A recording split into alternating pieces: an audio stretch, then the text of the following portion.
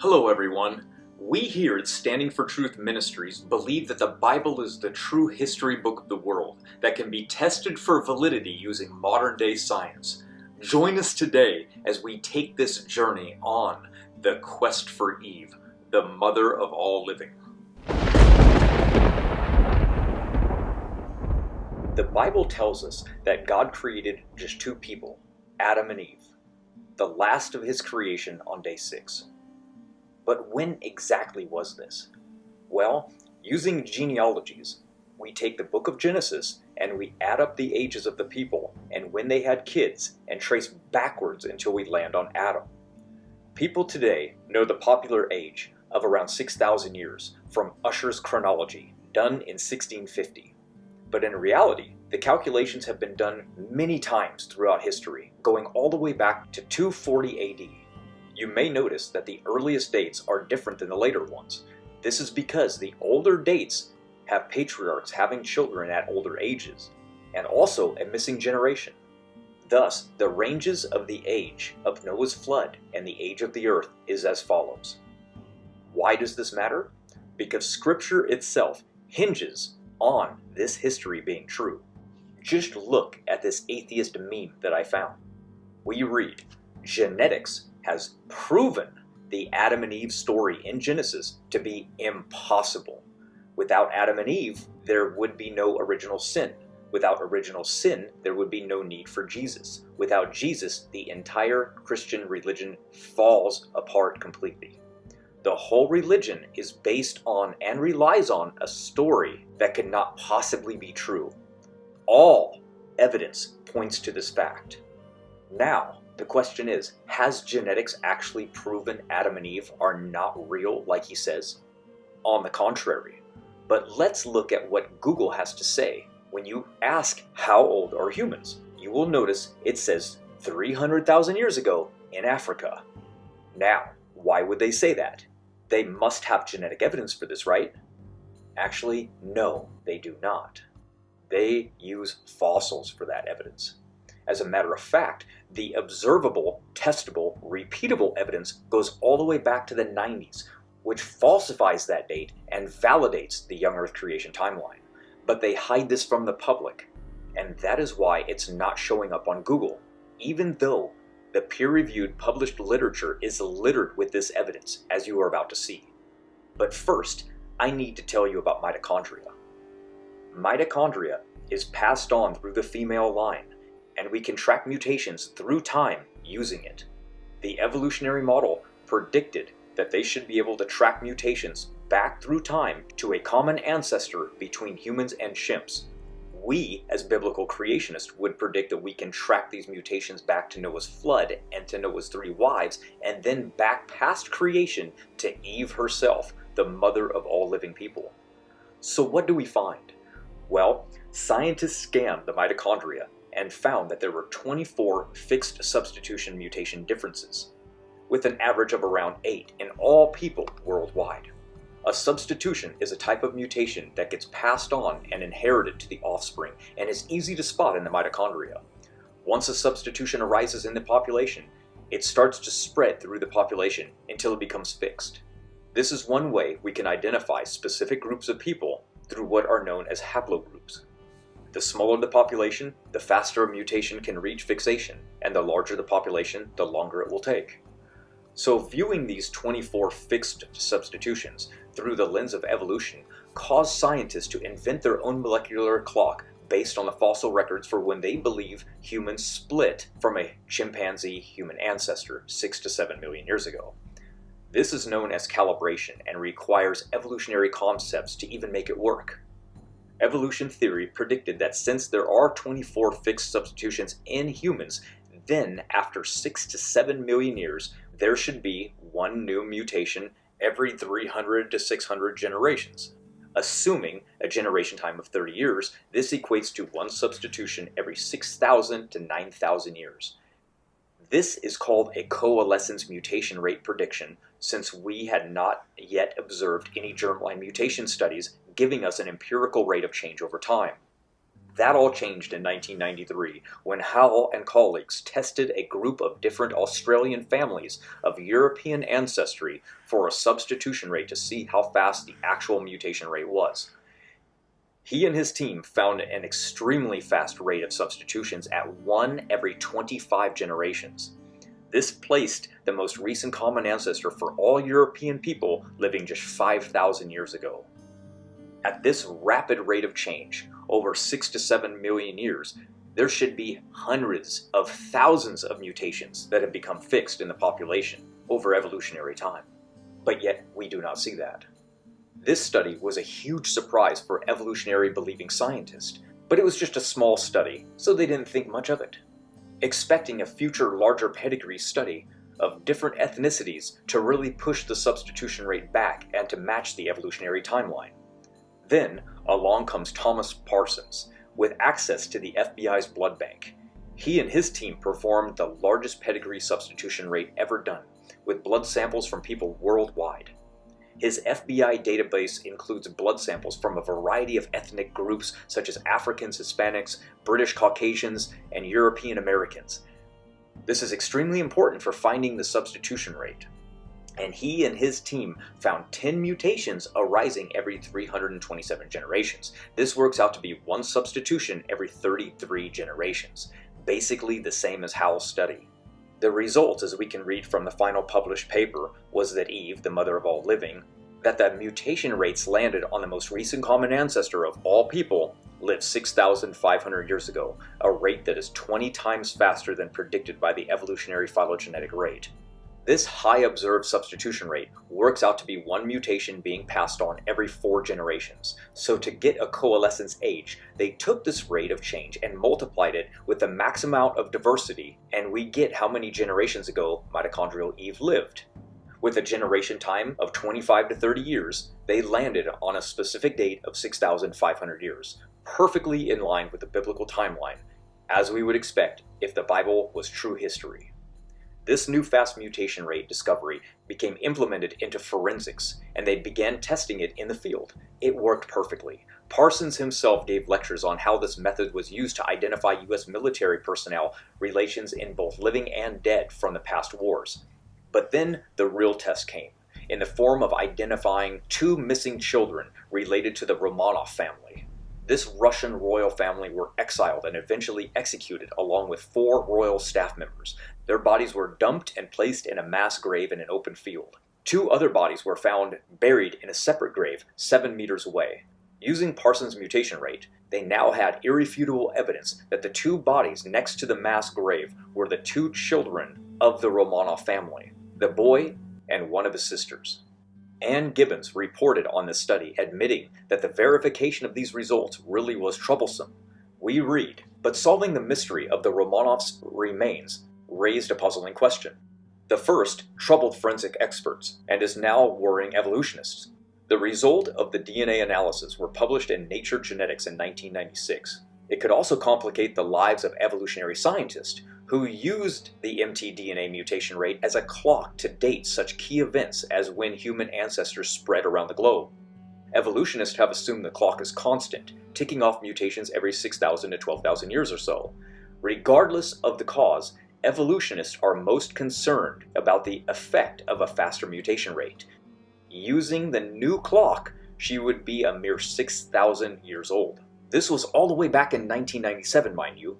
They have known about this problem all the way back then, and know that the observable, testable, empirical mutation rate points to the mother of all living people just a few thousand years ago. And you can see their evolutionary worldview when we read the paper through. For instance, no one thinks that's the case, meaning no one actually believes the results can be trusted because evolution is true. No one thinks the mother of all living existed just 6,000 years ago. That is a broad generalization, excluding about half the United States population who actually do believe in young Earth creation and does think she's actually the mother of all living. So evolutionists attacked this study with desperation. Magali and his team were the first. They invoked a few rescue devices like random genetic drift, selection, and even a slowing down of the mutation rate in the past. But Howell, who published the first study on mutation rates, countered every argument and published his own paper defending Parsons' results. No counter-argument was ever made, and both agreed to let future study results either confirm or falsify these results. So remember, what did they predict? One substitution every 300 to 600 generations. What did we find? Only 24 fixed substitutions with one mutation arising every 25 to 33 generations. And they admit this should not be the case. Look right here, little diversity.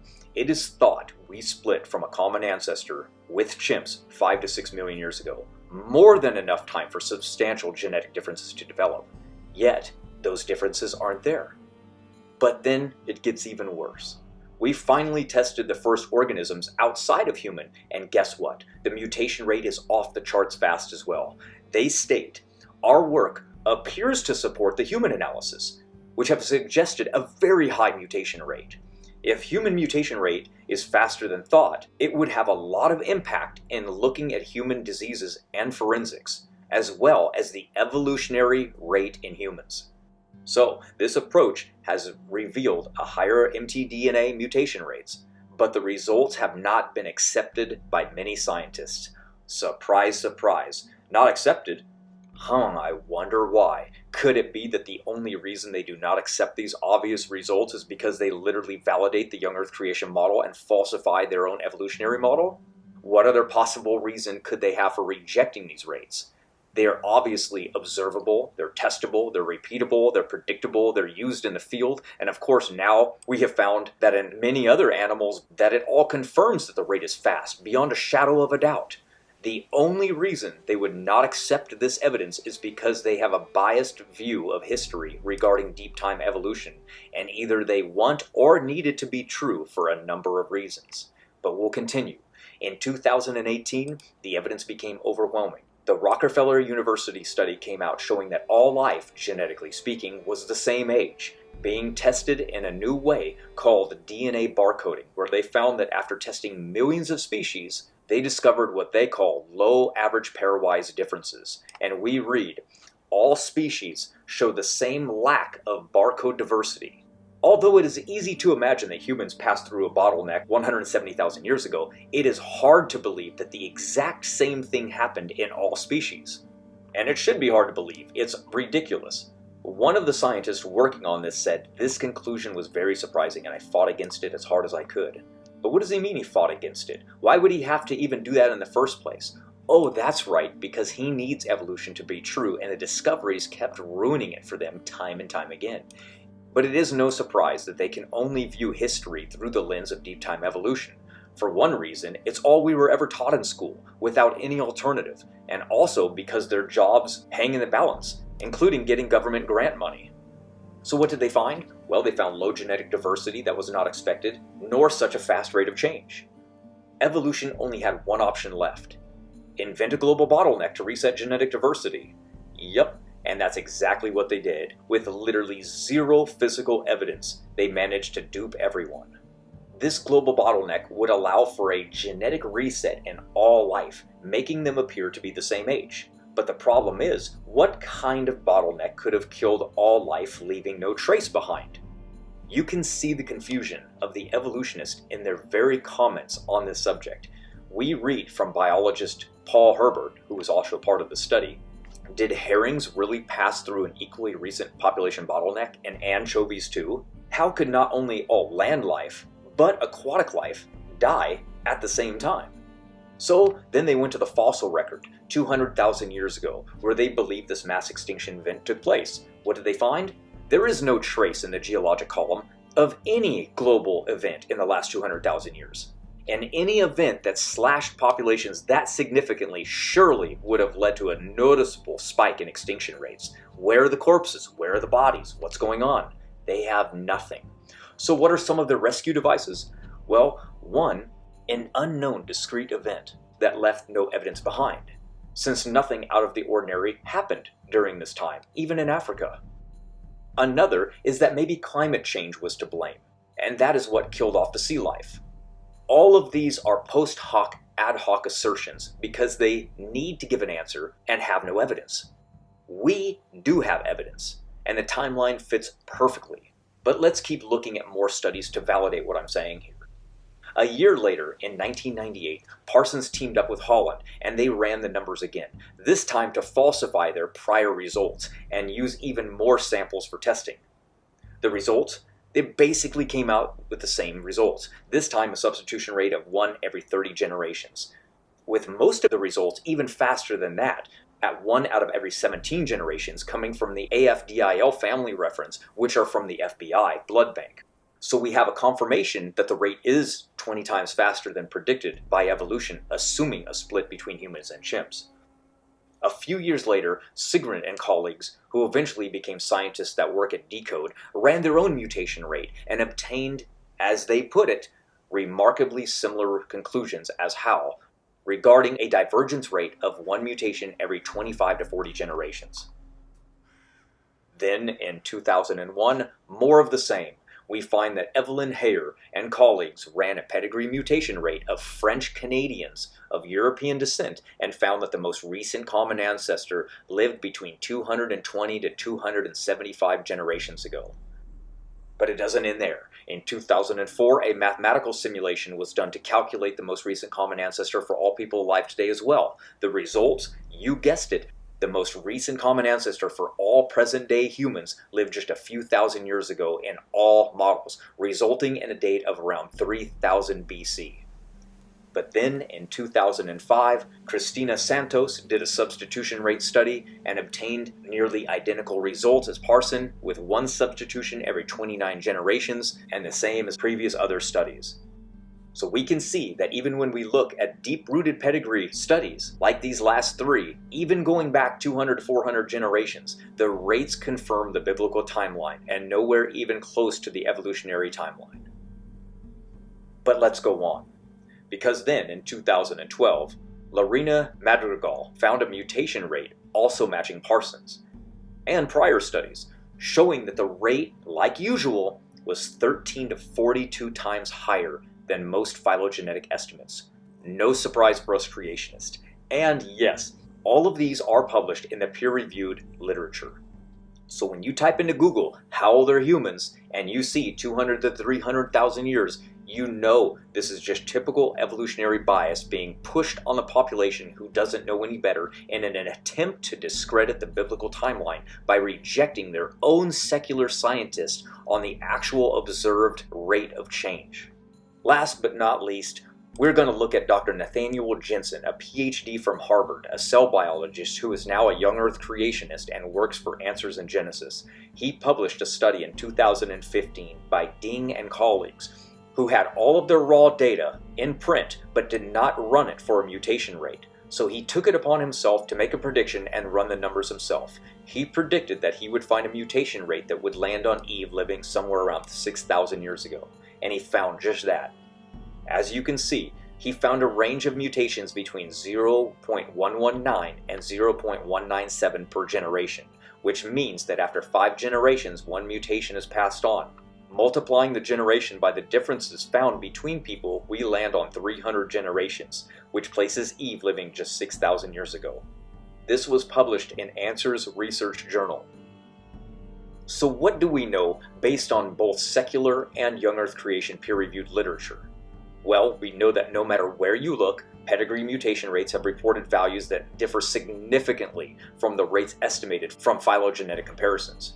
What does that mean? It means the predictions made that these rates would be slow based on evolution being true is yet another falsification in the long line of falsifications of evolution. We read it right from the horse's mouth. Despite their allure, we must sadly conclude that all divergence estimates discussed here are without merit. Our advice to the reader is, whenever you see a time estimate in the evolutionary literature, demand uncertainty. And we would agree. This also creates another unsolvable paradox in evolution theory, where genetic diversity across different species is much less than it should be, even compared to vastly different population sizes. This means both small and large populations both exhibit similar low genetic diversity levels. How is this solved? Easy, but only with our model, because our timeline is the correct one. Fast mutation rates with few total mutations equating to low genetic diversity can only be explained by a recent global bottleneck, which is Noah's flood. There have not been enough time for species to diverge and build up the diversity that's needed. That's why it's a paradox. Now, do we really expect evolutionists to just throw up their hands and give up because the actual data invalidates their model? Of course not. So now we're going to look at all of their rescue devices and answer each and every one of them in detail, so there is no question as to why we have the better answer for the diversity of life on Earth and not evolution. Number 1. This rescue device is a slap in the face to the scientists working on these studies. The critics try to say that all of these studies were probably accidentally counting somatic mutations. Somatic mutations are basically mutations that arise but do not get passed on to the next generation. Therefore, the scientists were just randomly counting mutations that they should not have been, and that was speeding up the mutation rate. Well, we can just go straight to the literature for this one, because obviously geneticists would have considered this, and guess what? They did. In this study, reviewing multiple different pedigree studies, they clearly show that the mutations inherited were not somatic, and even this idea is untenable, meaning this was a poor and desperate rescue device. Number 2, Jeanson got a fast rate, along with a lot of these other scientists, because he did not consider to calculate coalescence. The survey said... Look for yourself. Jeanson wrote in the very study that they state that he did not calculate coalescence. Well, what is coalescence? This is the process of using genetic diversity that we see looking at a species and looking for mutations to track back through a population's ancestry till they converge on a single common ancestor. And we can obviously see, yes, Jeanson did use a coalescence calculation, and so did a lot of these other studies. The substitution rate is slower than the mutation rate. The survey said... The substitution rate is generally equal to the effective mutation rate, so that rescue device doesn't work either. In this next study, we read, calibrated mutation rates to the fossil record in principle should yield the same results as the phylogenetic rates of the germline rates. The same results between phylogenetic rates and germline rates. They do not, because deep time is not true, and their calibrated dates are not true. That is why the rates do not match in their model. Well, what about purifying selection? They probably removed the mutations over time. The survey said... Critics have said that over time, purifying selection must be removing mutations, and this would slow down the rate over time and get us away from those pesky young Earth creation dates. So one of their favorite studies that they go to invoke this is titled Correcting for Purifying Selection, an Improved Human Mitochondrial Molecular Clock. The critics of these pedigree mutation rates use the fossil record to calibrate their clock. Then what they do is called retrofitting the data. So they slow the clock down by just invoking purifying selection, but they don't actually know when or how, meaning it's all speculative. But let them have it. So their evidence for this new slower mutation rate is that they say if we calibrate this clock to chimps and humans split 6 million years ago, and we use the rate going backwards in time, adding purifying selection, we land on known ages of human migration, such as the Canary Islands and other remote Oceania islands, including the migration rate of Native Americans into the Americas, and even the out of Africa event itself. If that's true, that's actually pretty amazing, right? But is it? Let's see how good this evidence really is. First off, is the rate they used consistent in their new and improved clock? No, it's not. It fluctuates based on when they need it to match their dates. But more on that later. Let's start with the Canary Islands, which they place the date of inhabitation by the Berber people dated to 2.2 to 2.4 thousand years ago. This is based on a date obtained from a study that I found in Spanish by radiometric dating of sharpened, retouched basalt flakes used for tools tested using the potassium to argon method. So their substitution rate was based on the estimated age of the clade being 2.9 thousand years ago and 2.25 thousand years ago with their unpublished rate. Not bad, right? Only off a little bit in the grand scheme of things. However, let's look at other studies which place the actual initial inhabitation of the islands much later. You see, the Canary Islands were first discovered around 25 BC when they were finally inhabited, sometime between around 101 to 200 AD and the 5th century. These dates come from multiple lines of independent evidence, including what we know from the Romans that discovered the islands, which coincides with their new skills and developments in sailing technology that enabled the colonization of other oceanic islands in Southeast Asia, the North Atlantic, and the Indian Ocean, including direct written documentation by Pliny the Elder in Naturalis Historia, directly pinpointing this date, who also documented that there was no human presence on the island at that time, meaning there were no indigenous Berber people there yet.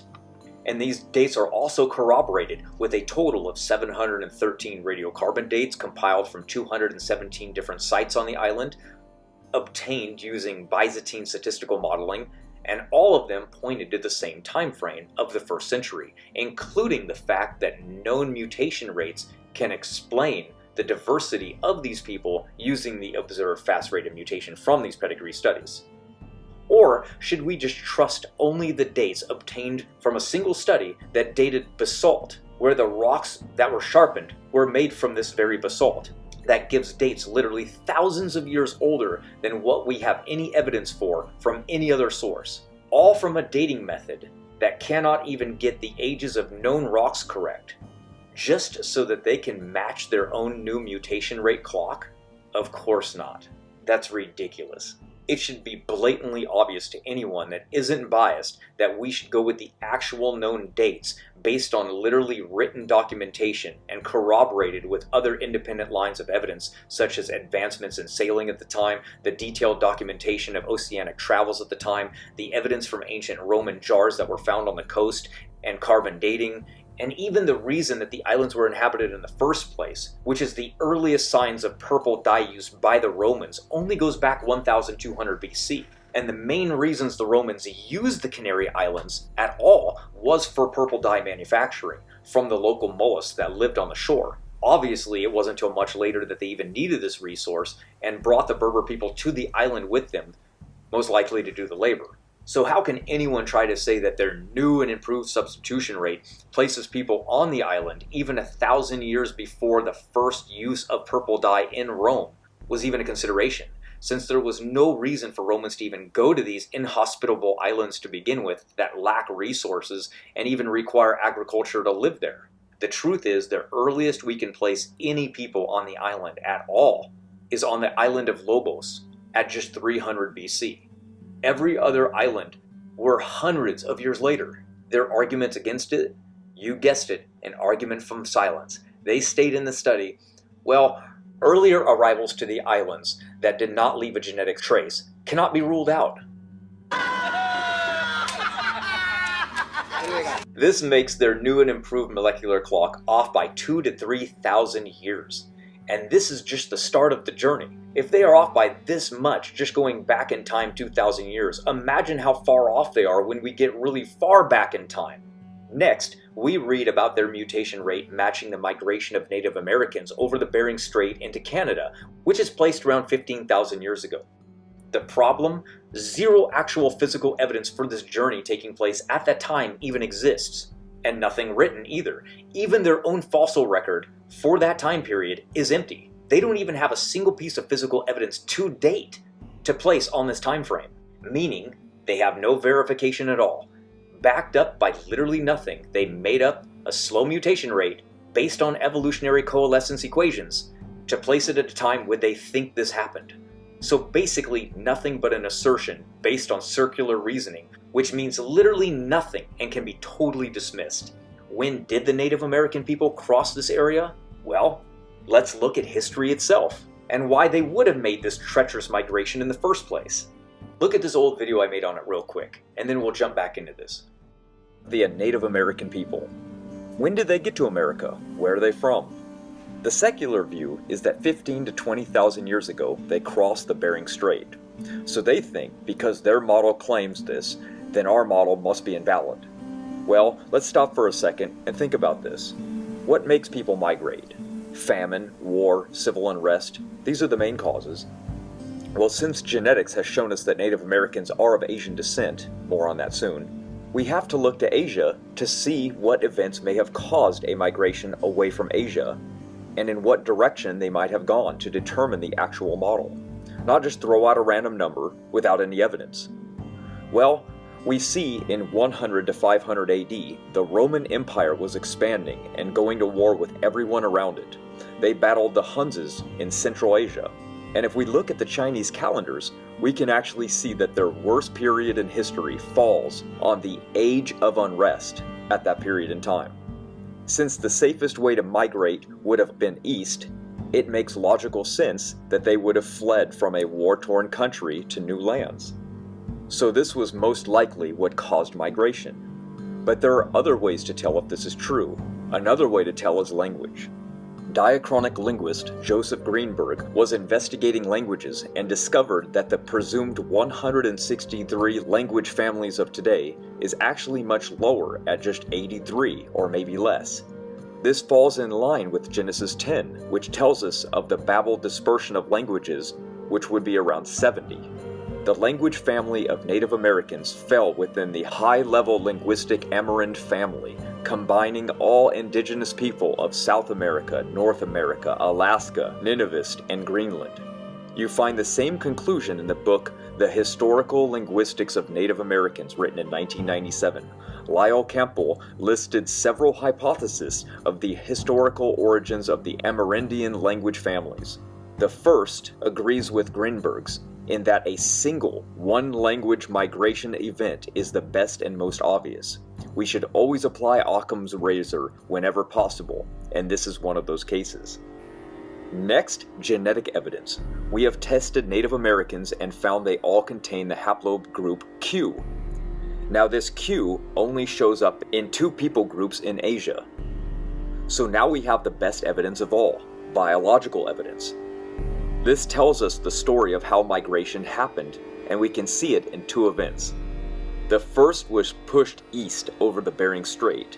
The later migration went west and settled in Florida.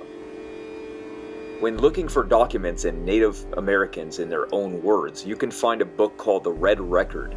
In it tells of not only the migration pattern, but how cold it was and how much ice there was when they traveled and where they finally settled.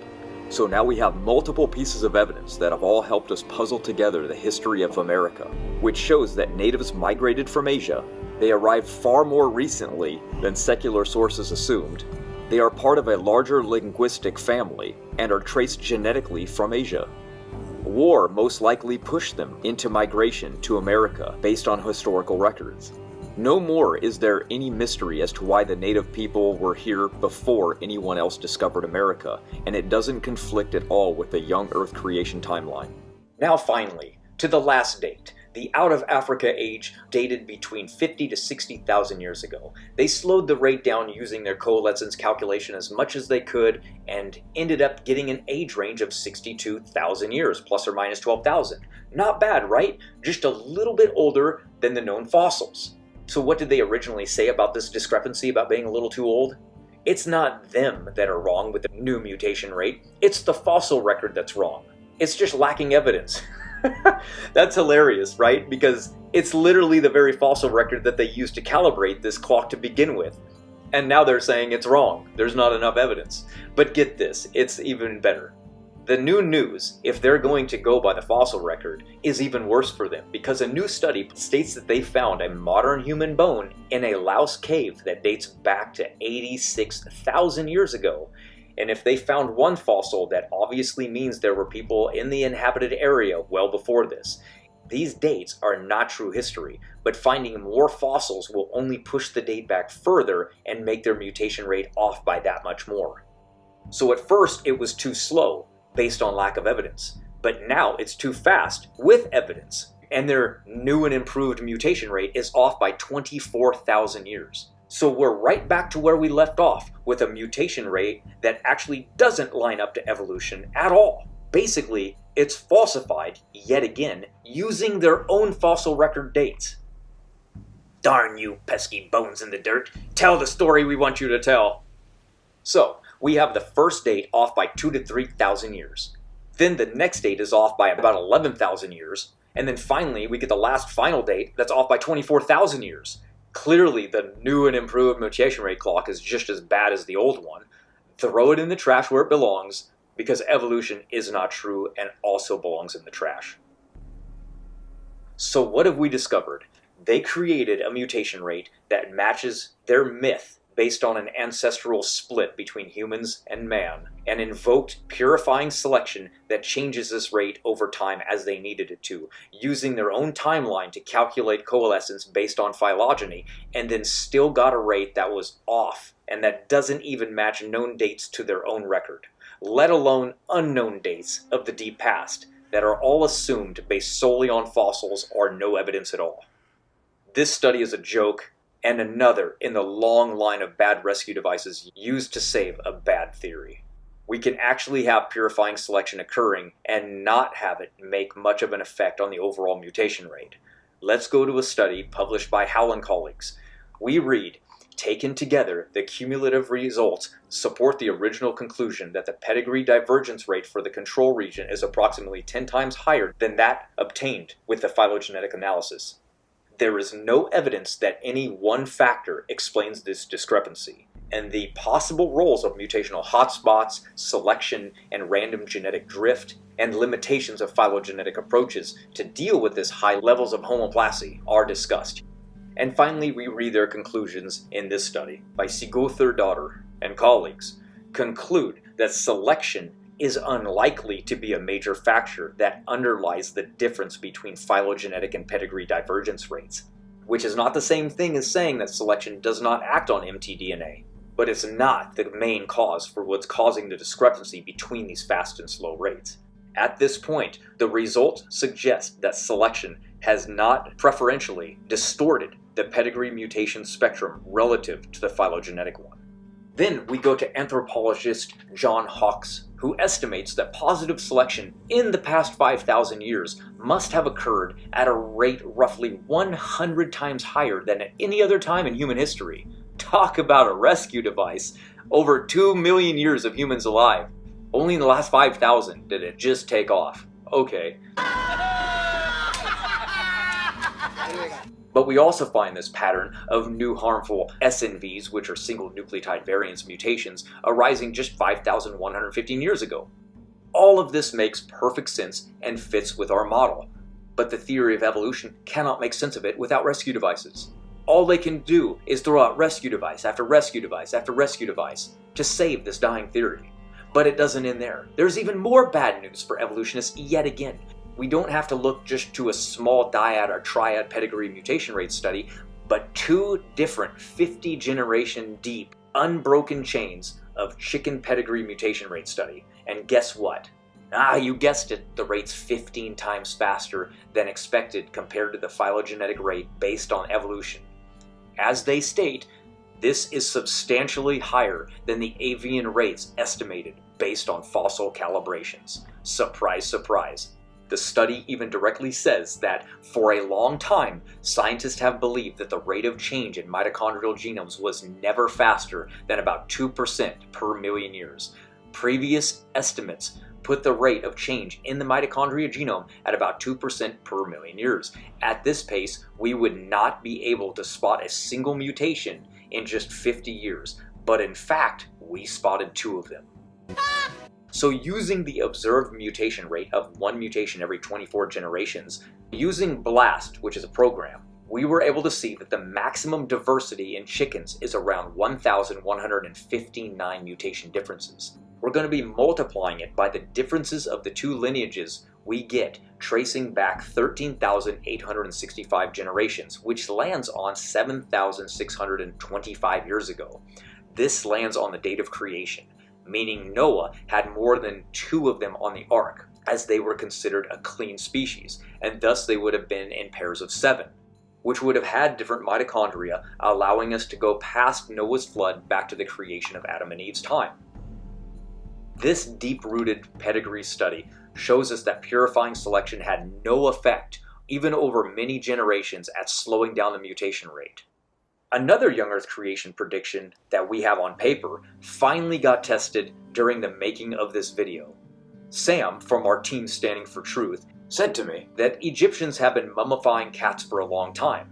He said, I bet if we took their DNA and we ran a mutation rate on them, I predict that they would align perfectly with the young Earth creation timeline and won't go back 200,000 years or even close to it. As a matter of fact, the most recent common ancestor from that time will only go back a couple thousand years to a cat that was on the ark. So I tracked down a study and I was able to find one. It is titled Cats of the Pharaoh, and guess what? I found exactly that. Their divergence calculations are as follows. The key step in dating the most recent common ancestor came from my divergent estimates by comparing the mitochondrial sequences from the mummies to modern-day cats. The researchers estimated how long ago the most recent common ancestor of all of these already ancient mummified cats lived. This calculation is based on the genetic differences between the mummified samples and the current populations of domestic cats and their differences. They found that in the FMU1, one of the mummified cats, had a unique mitotype that was related to mitotype G, found in some modern Egyptian cats. The divergence from this mitotype was estimated to have occurred anywhere between 1.99 thousand and 7.5 thousand years ago.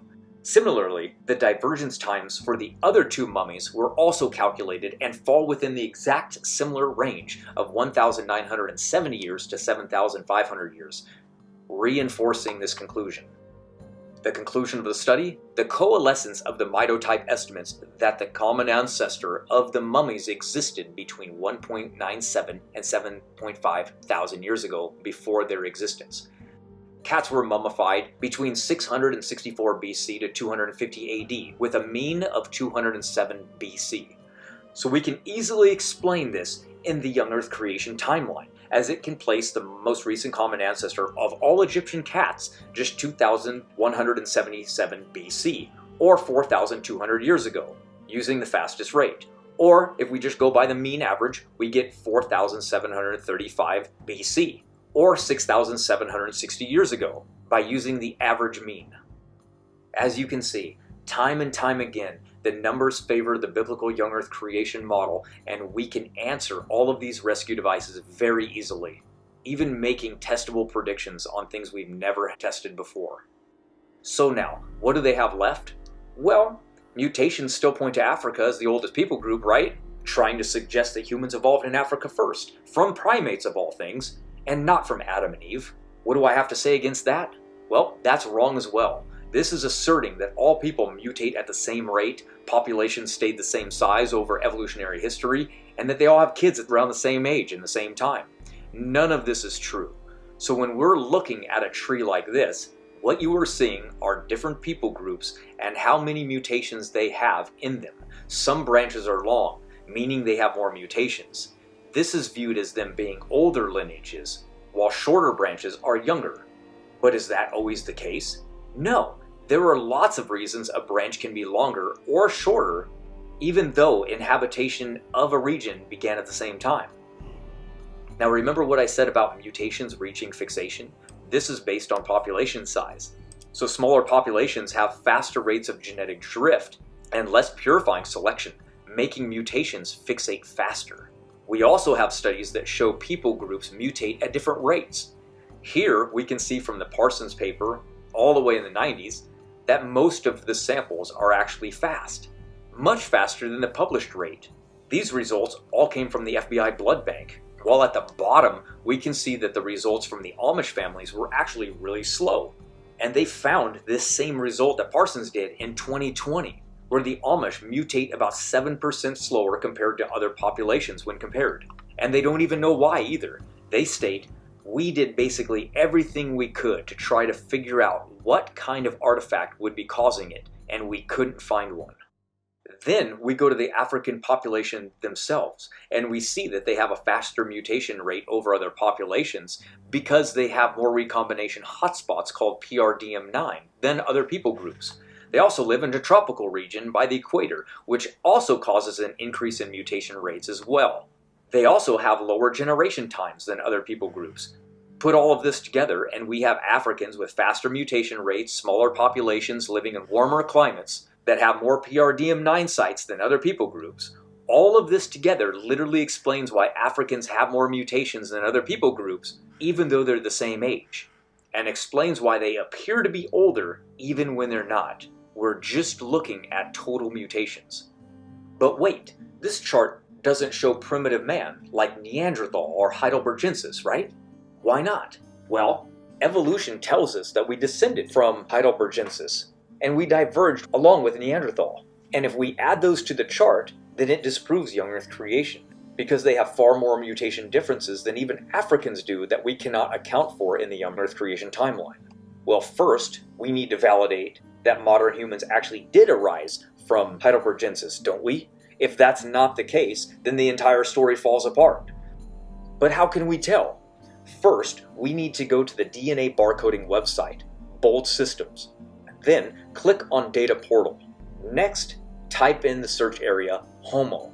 It looks like this now, as they just updated their site. But as you can see, all of the Homo taxons are in one place. Click on the species, then go to Homo sapiens. Pick any from the list. The further you go down, the more sequence data you're going to have, so that's better. You can now see the CO1 gene sequence data. You will need to copy this and align it with other humans to make sure that you have a pure, non-mutated sequence. Once you have that, now we can go to the Homo heidelbergensis and compare it to the modern human sequence. We can see where they mutated. It's all over the place. But if you look closely, you will notice something. There are entire deleted regions in their CO1 gene sequence. Why does that matter? Well, for a good reason. Because once a deletion occurs, it can never go back again being non-deleted. Meaning, if we actually descended from them, we would also have this region deleted. Therefore, it is impossible we evolved from them. So just like Neanderthal, Heidelbergensis, Denisovan, and others are all just offshoots of the same linear tree that branched off and died after Noah's flood. But to put our money where our mouth is, we will even make a future novel testable prediction right now that Homo erectus is modern human, that phenotypically changed over time, and that all of these other hominids branched off from them as they became modern-looking humans after the Ice Age. So when we go back to Bold Systems and we line up known hominids, you will notice that there's zero information on Homo erectus yet. This is great news for the predictive power of the young Earth creation model, because if Homo erectus actually lived over 2 million years on Earth, they would have well over 100 mutation differences in their CO1 gene compartment. Therefore, that would falsify young Earth creation and falsify the prediction that Adam and Eve and Noah himself had this phenotype. But so far, what we know is that these so-called different subspecies of humans contain the exact same sequence once mutations are removed. This tells us that they all arose on this side of the bottleneck, or else we would not be able to converge on a single similar sequence. What we do see is a convergence of sequences with primates. They have their own independent lines of ancestry, which is exactly what we would expect if young Earth creation was true, and the study itself even admits that all life arose at the same time and that humans were included alongside of these other animals, including primates, not diverging from them. So this pattern matches up perfectly with young Earth creation, and why so few mutations exist in all life, and why everything is still so genetically similar, even though supposedly hundreds of millions of years have passed, causing mutational differences, diverging everything more and more. And last but not least, the final attempt to dodge these results is just semantics. You guessed it, the most recent common ancestor doesn't mean the first woman, it just means the most recent woman, implying many women lived before her. It's just a coincidence that the mother of all living people today lands on the 6,500 year timeline of the biblical young Earth creation model, what we predicted. Yes, we realize what most recent common ancestor means, but trying to even remotely explain how a world full of women, numbering in the millions, could have all left not a single trace of a lineage behind is beyond ridiculous. just using their own assumed numbers, and it gets even worse. Let's just go with the low end here. So if half of 10 million people, which is 5 million women, were alive 6,000 years ago, what possible genetic global bottleneck could have caused 4.999 million other women to not pass on their mtDNA? Did women only give birth to males all at once for a single generation?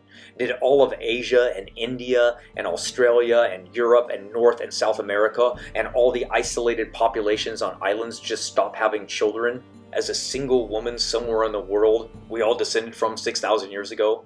Come on, this is so illogical, it's ridiculous to even consider. Yet, that is what they want us to believe. Leave common sense at the door and just listen to whatever they invoke to try to propose that a most recent common ancestor for all humans lived just 6,000 years ago. If they want to actually use the observable empirical rate of mutation we see in studies, they would have to agree. But no, evolutionists do not like these studies.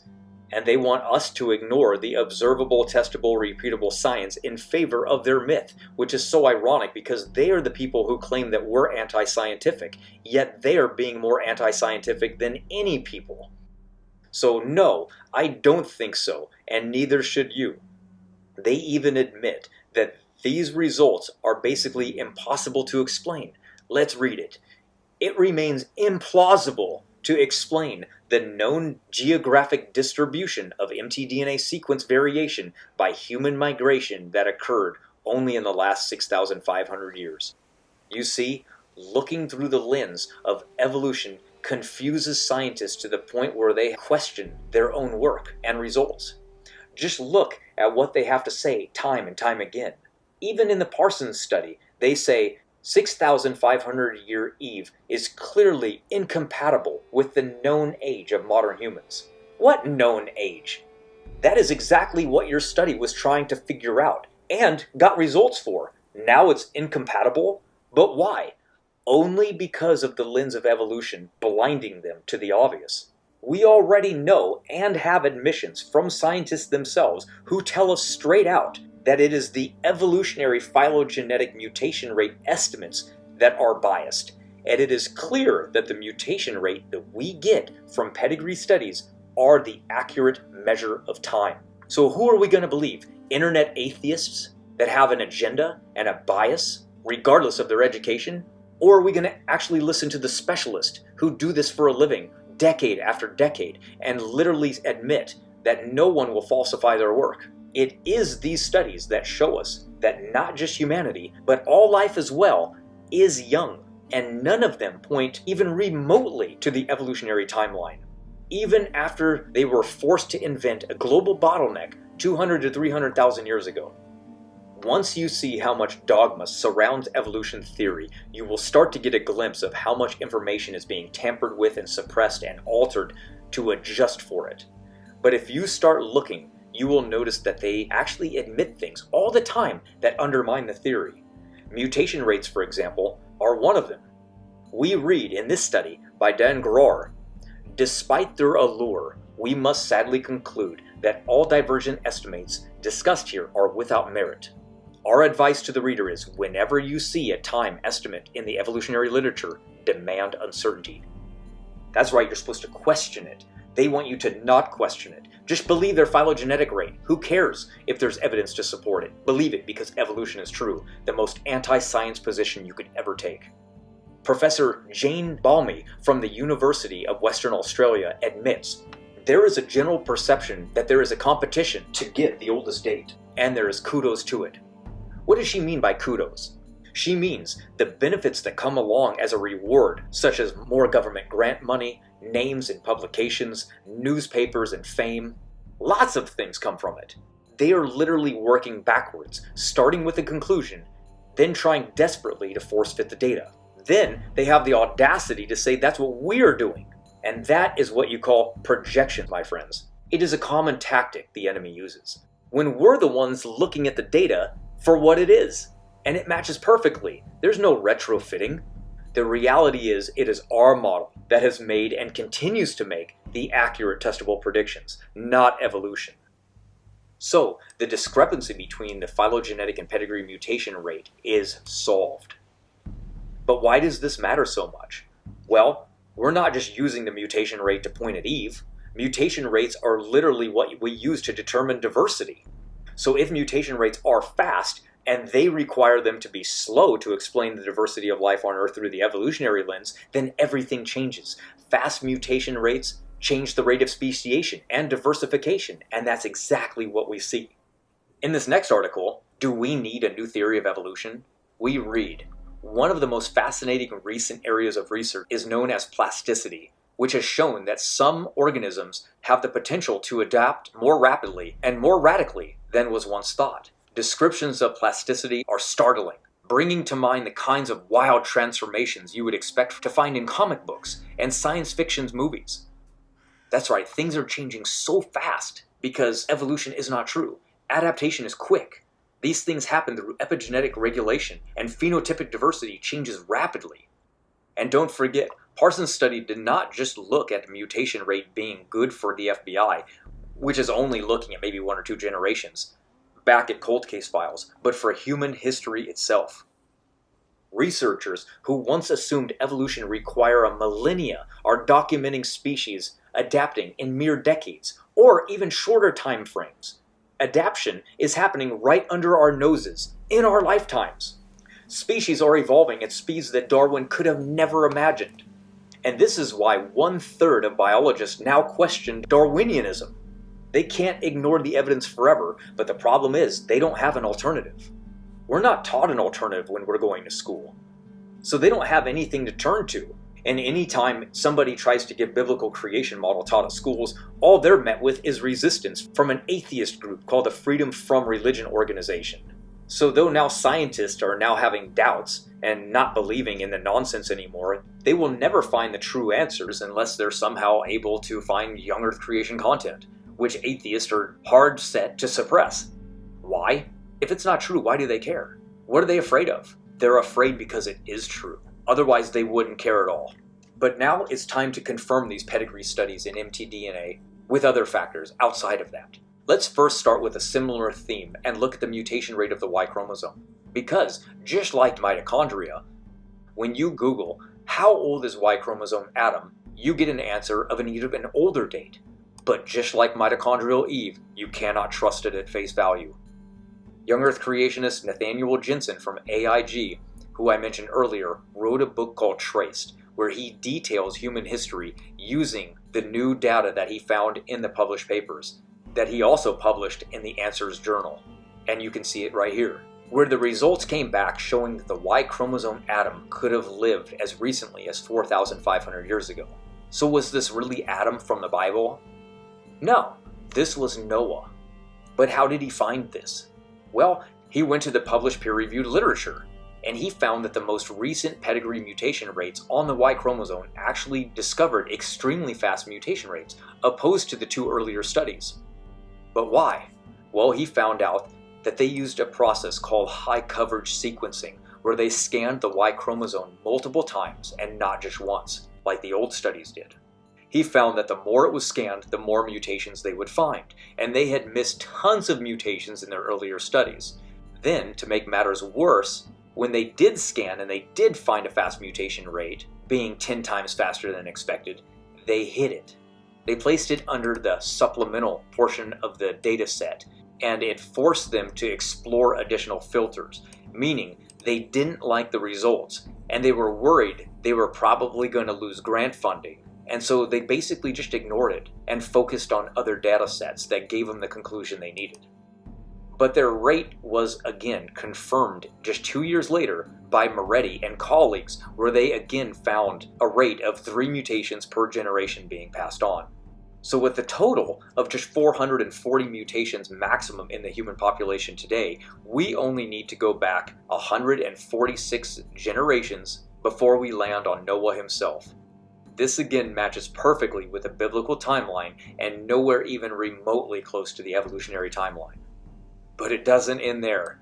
We can take that mutation rate and line it up with biblical history going from Noah to Peleg, and we land directly on the 6th generation, where we read, about the biblical Babel dispersion, and it just so happens to land perfectly on the formation of new haplogroups that explode right out of the Middle East, exactly like the Bible says happened, and exactly what we find historically through archaeology and historical writings.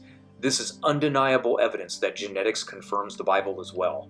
So here are the facts. We only have a single line of both male and female lineages going back to the recent past, landing directly on the biblical timeline.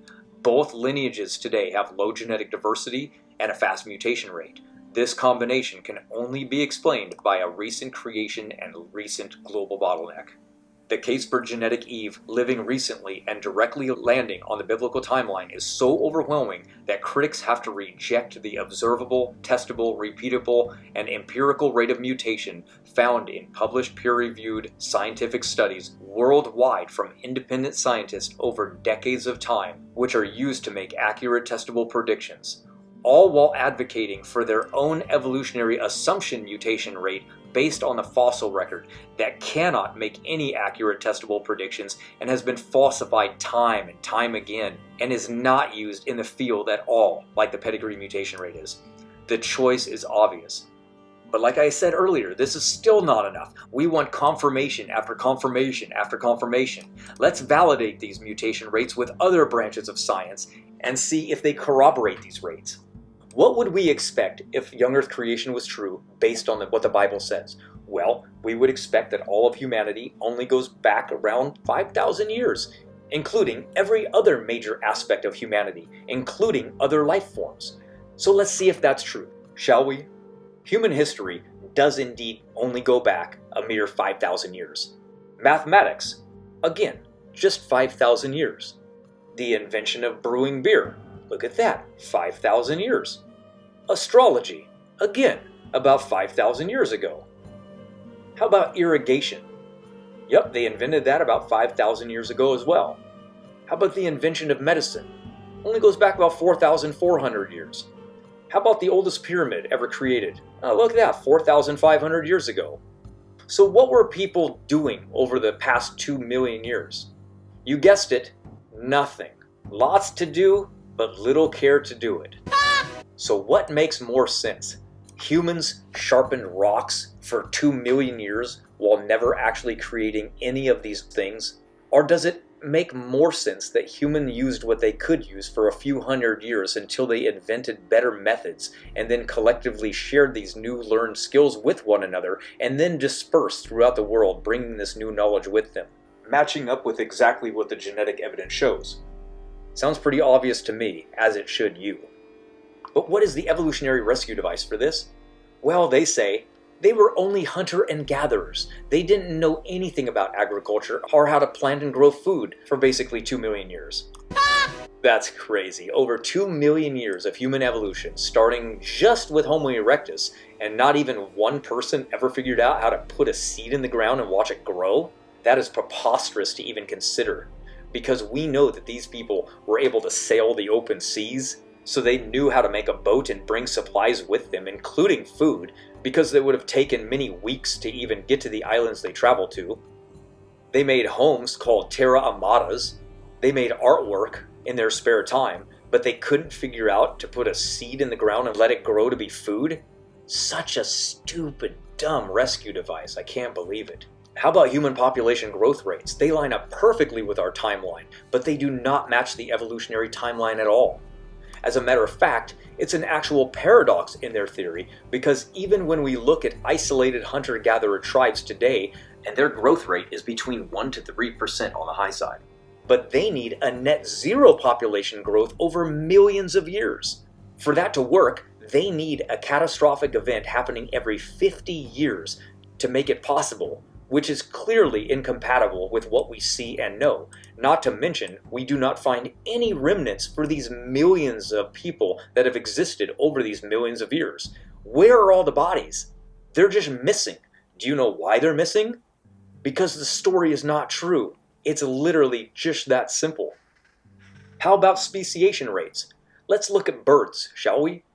We know how many families of birds exist, so we can assume that's how many bird families were on the ark. We know how fast they speciate now, and we know how many have become extinct. so we can run the math and find out how well it aligns with how many species are alive today over the past 5,000 years. The math shows us that even using a 1% extinction rate, which is a bit high and mostly expected in the last 500 years where they pushed it up to 1.4%, we land on 17,541 species. What do we find when we look to how many bird species are alive on the planet today? About 18,000. The number lines up perfectly with what we would expect and would predict based on Noah's flood and its timeline. But it doesn't end there. This is just the tip of the iceberg. How about the oldest living oceanic organism, which is a black water coral? The oldest species alive is about 4,270 years old, based on growth bands. And the entire Great Barrier Reef is just around 4,200 years old, based on growth rates. Lining up perfectly, yet again. How about the world's largest and oldest mushroom? This title goes to what is known as the honey mushroom. It is estimated to be around 2,400 years old, but it could grow slower in some seasons, with an upper limit placed at around 8,000 years. But this age is highly speculative and ignored by most. Based on the observed rate of growth, the consensus agrees that the age is around 2,400 years old. How about the oldest trees on Earth, based on growth rings? You guessed it, almost 5,000 years old, perfectly matching the timeline yet again. And remember, these organisms don't necessarily have to die from age. If something does not kill them, they can keep on living and living and living. So why don't we have any organisms older than the flood itself? The answer is obvious. The world's oldest desert, based on the rate of desertification, is the Sahara Desert, and it's only around 4,000 years old. How about genealogies? We have many of them. Here's one of my favorites, and it's housed in the British Museum and shows an unbroken chain of royalty going back from Queen Elizabeth II all the way back to Noah, to a male child that was born to one of Noah's sons while on the ark. We also have the oldest unbroken chain in Africa, and guess what? It doesn't go back to an African heritage history, it goes back to biblical history. Ethiopia has a historical record of an unbroken chain going back to King Solomon himself. This aligns perfectly with the biblical timeline, as expected, and solves the genealogical paradox, which is yet another in the long line of paradoxes plaguing the evolutionary timeline that is easily resolved in our model. Will they accept these results? Of course not. They have incentive to believe what they do. They need it to be true. They will not accept evidence, no matter how much is given or presented. I just hope that you, the viewer, are a little bit more open-minded than these emotion-filled critics. So again, how about the arrival of new mutations?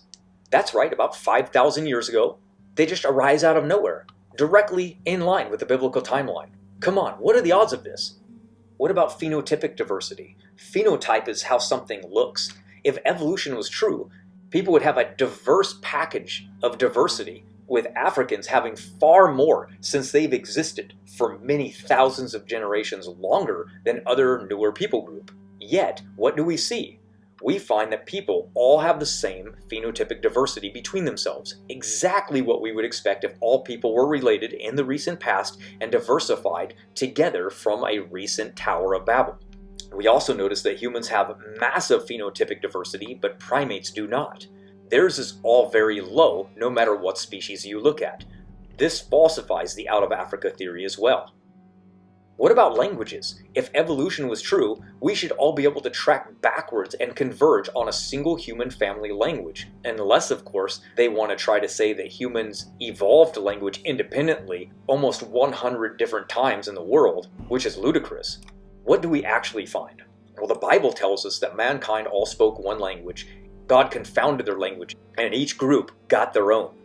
Well, when scientists do linguistic studies, we only find diverse language families existing that are all independent of one another, exactly like the Bible says. And where do we find these languages spreading out from? You guessed it, the Middle East, not Africa. What about radiometric dates? Some give old dates, right? But how can those which give old dates also give young dates at the same time? For example, we find just 6,000 years worth of helium inside of zircon crystals, which has uranium and lead in it that give old dates. We also find there is only around 5,100 years worth of argon in lava rock. that also has potassium decaying in it. So if these elements really were millions or billions of years old, they would have only trace amounts of these gaseous elements in them, yet they do not. More evidence for a young Earth creation everywhere we look, all pointing to the same timeline. So then we can conclude by showing that all life is genetically the same age. But how old is it?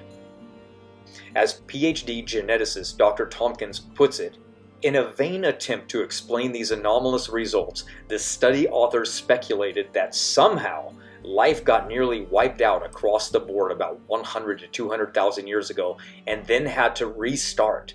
Of course, this is an ad hoc explanation with no corroborative historical evidence. And he's right. What does have the corroborating evidence is what I have presented today. The pedigree mutation rates in both the mtDNA and Y chromosome are validated by all of these other independent lines of corroborating evidence, and it is undeniable. The evidence fits the biblical history perfectly. The biblical model of ancestry is superior down the line. We explain genetic similarity better, we explain phenotypic diversity better, we explain mutation rates better, we explain genetic diversity better, we explain human origins better, we explain the fossil record better, we explain bottlenecks better, we explain migration patterns better, we explain inbreeding better, we explain population growth rates better, we explain history better, we explain diseases better, we explain junk DNA better, we explain vestigial organs and body parts better, you name it. We are the ones that make the accurate testable predictions that solve the paradoxes plaguing evolution theory. We also continue to make future novel testable predictions, and will continue to. Not bad for the goat herder's guide to the galaxy, is it? So remember at the start of the show, I showed you this atheist meme intended to discredit the validity of the entire Bible by saying that if Adam and Eve were not real, then the entire story falls apart, and how genetics has proven they were not real, and that all of the evidence points to that. Well, now you can see how utterly wrong the person who created that meme is. Just like most atheist memes against Christianity, it shows their complete lack of study and knowledge on the subjects. And not only does the actual evidence validate Adam and Eve specifically in genetics, but it completely invalidates their own position. The irony is next level. So not only is this meme 100% wrong, the actual evidence on the topic completely undermines their entire position of evolutionary history and destroys common ancestry while confirming biblical young Earth creation. All from their own secular peer-reviewed papers, published decade after decade after decade.